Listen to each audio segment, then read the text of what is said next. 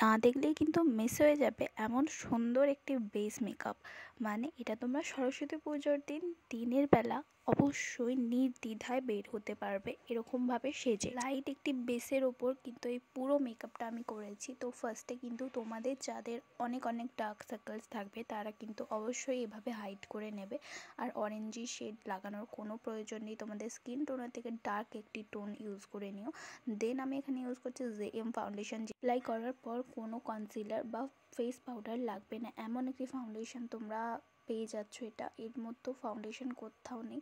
দেন একটু হাতে করে হাইলাইটার নিয়ে নেওয়ার পর আমি একটু পাউডার ব্রাশে করে ডাস্ট অফ করে দিলাম। এটা আমার হাইলাইটার ব্রাশ ছিল। দেন একটু মাস্কারা আইশ্যাডো লাগিয়ে রেড লিপস্টিকের সাথে পিঙ্ক কালার মিক্স করে আমি একটা লিপ শেড বানিয়েছি, যেটা তোমরা বানিয়ে নিতে পারবে খুব সহজেই।